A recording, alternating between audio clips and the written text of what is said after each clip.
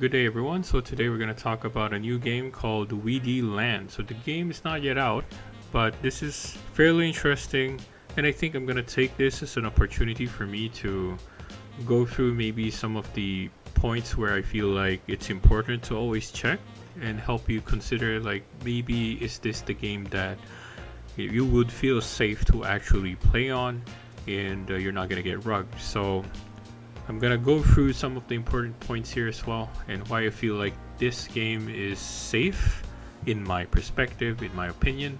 Again, still do your own research here, so I'm just gonna share my point of view here. Alright, so let's start with the website. So right now, they're gonna have an early bird IGO sale that's coming in the 8 days.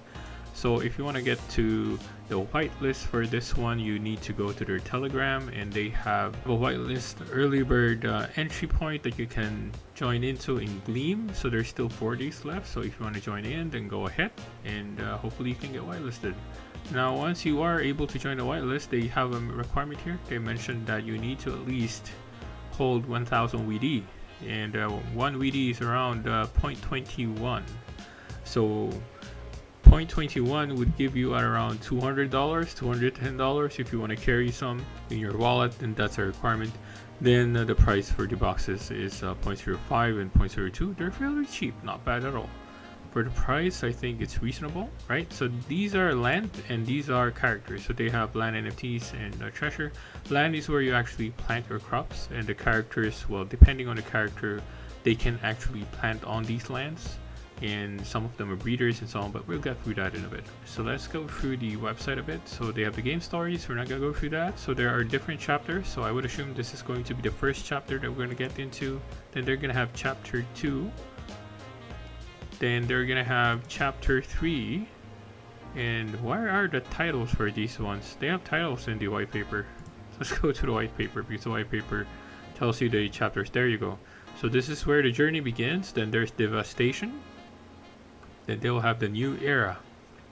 The new era is the metaverse version of the game. So I don't know, but probably that's really long, way down the line. So let's not, concern ourselves with that particular venture. This is a good gameplay that you can actually see and watch in YouTube. I'm gonna mute that. Kind of reminds me of Continuum World. But the only main difference with this one is that you're doing farming. It's a farming game. Alright, so again, depending on the animation, is it your cup of tea or not? Probably some people it will be appealing. To some it might not be, because the game is kind of like a kid's game, at the end of the day. But it's definitely something interesting, and I might try this if I get into the whitelist. But if not, then, well, tough luck for me. Then they will have different assets, right? So what I've mentioned earlier, so there will be treasures. So these will give you either characters or land, so depending on what you buy. Then, again, as I mentioned earlier, there are different types, right? So there's farmers, there's breeders, they have cook and miner. So there's only 4 currently. So that's what they have. Then for land, they have different land types. So they have cropland, desert, dry land, forest land, aquatic, and volcanic. As I mentioned earlier, it will differ in terms of what you can plant on these lands. So before we get into the white paper, I want to look into first the Twitter, which I already did, and they really have a lot of people here, 116,000. So what we want to do here is we do what we call as Twitter audit. So I've already Twitter audit. Let's look for Widiland. If you want to check, like, are these fake Twitter accounts? Are they real? Oops. There we go. 94%. So we're good. Then we can also look at Telegram. Telegram, they have quite a lot. This is their Widi group, right? 110,000 people. So in terms of community, Widiland actually ticks my box, because they have quite a decent number of people interested in their game. That's a very good sign for me.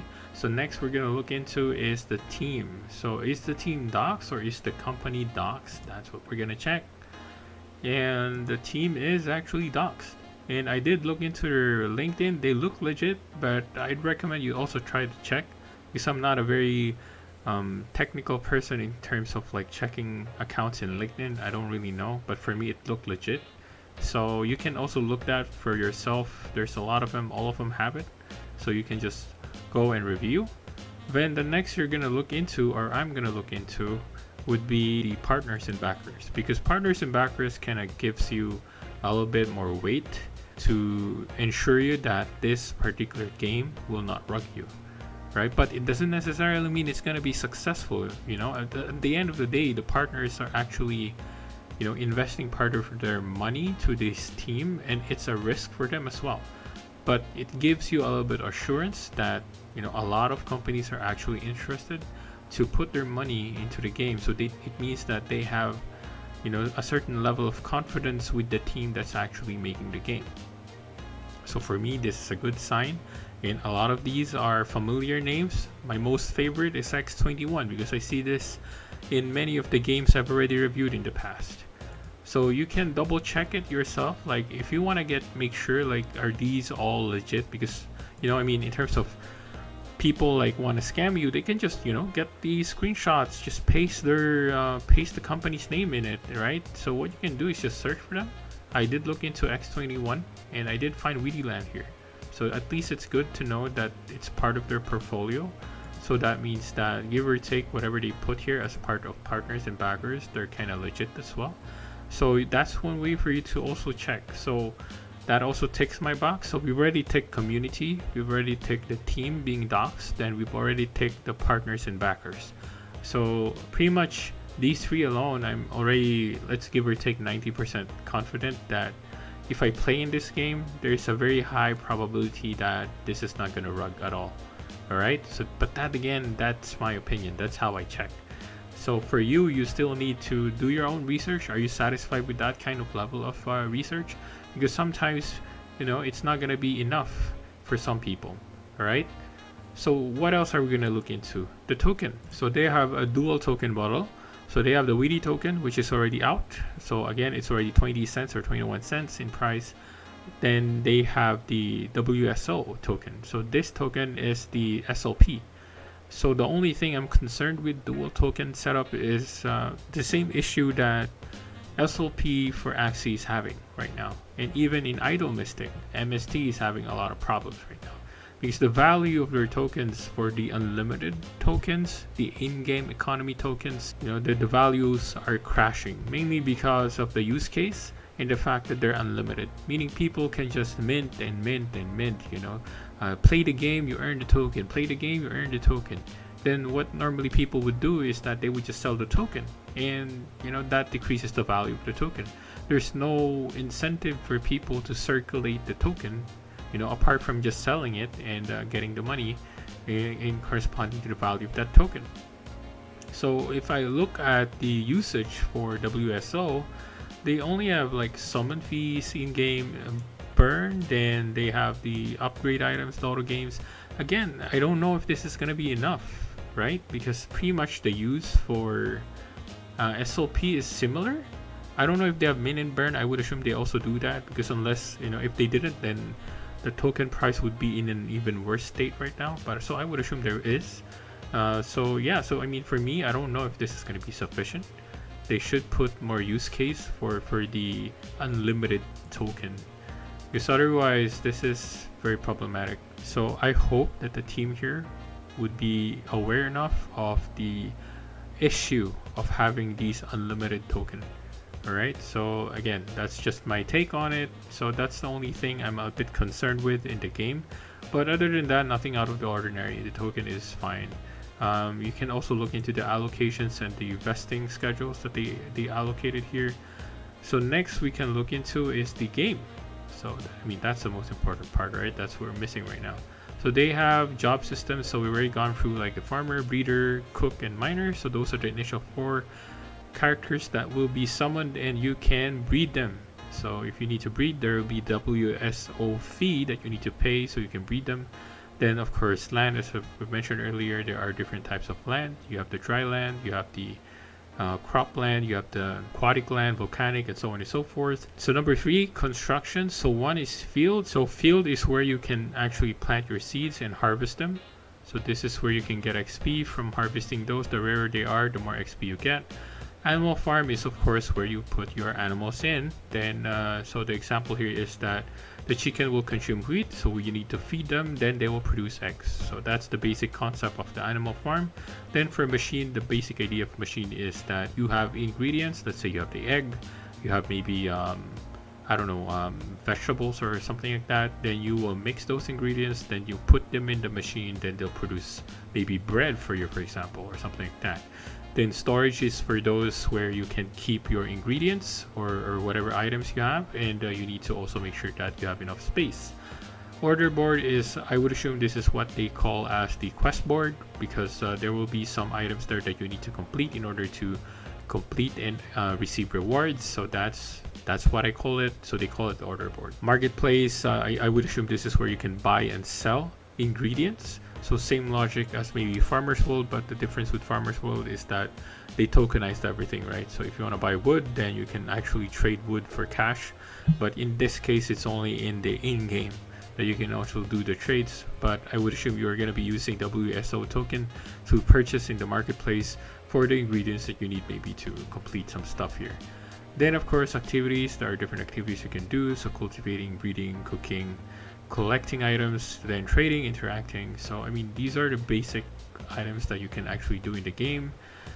Then yeah, so orders and daily quests, so these are the day-to-day activities you can do. So trade marketing is basically the NFT marketplace where you can buy lands, buy characters, buy treasures, you can rent, you can bid, and so on and so forth. Then of course lastly they call us the metaverse, but we're not going to get into that because that's a long way down the road. Then they mentioned that this is going to be free to play. So they mentioned that you're going to receive by default 1 crop land and 3 default characters, which are the farmer, breeder, and cook. Then from there you can start, cultivating your land and do whatever you need to do.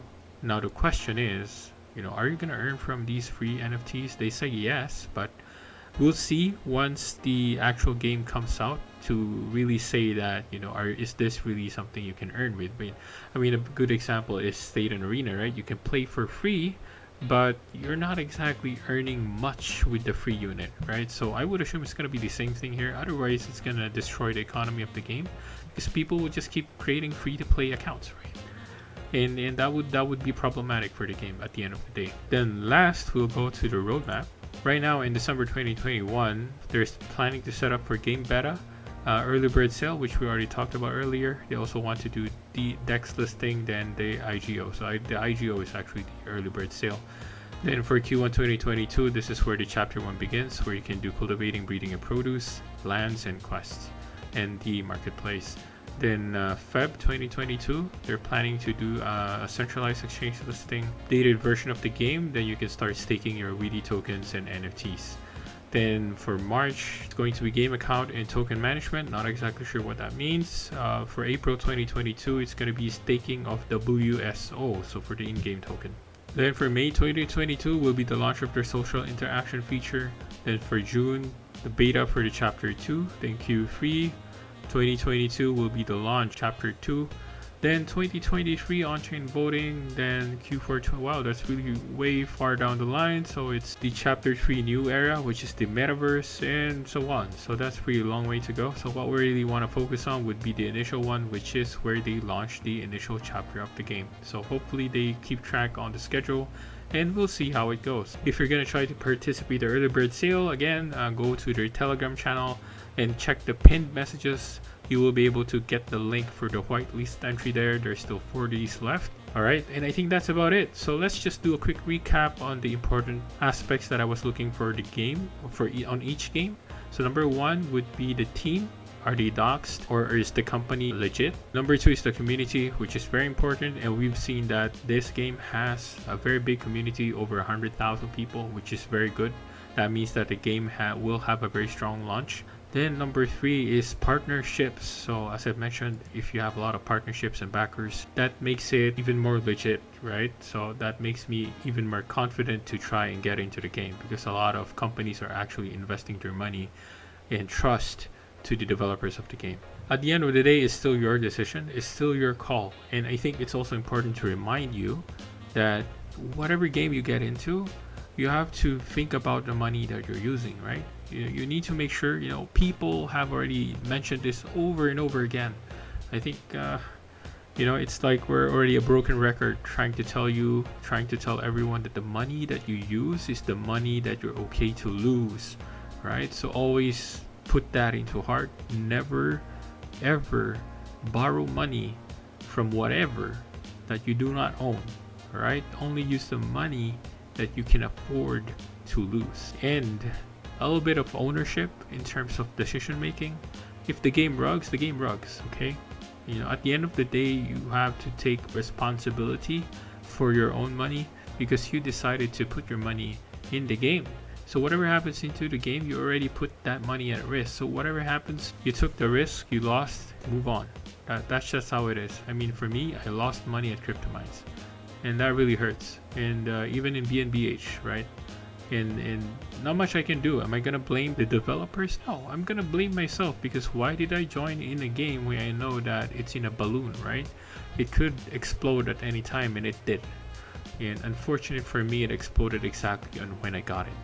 So again, at the end of the day, I told myself like it's my fault because I made that call, and I have to suck it up and try to move on, find other ventures, take some other risks. Just make sure it's safer this time, right? So I guess that's it, guys. Thank you for watching the video. Hope you learned a lot from this video. And yeah, leave a like and subscribe, and see you again in my future videos. Take care, people.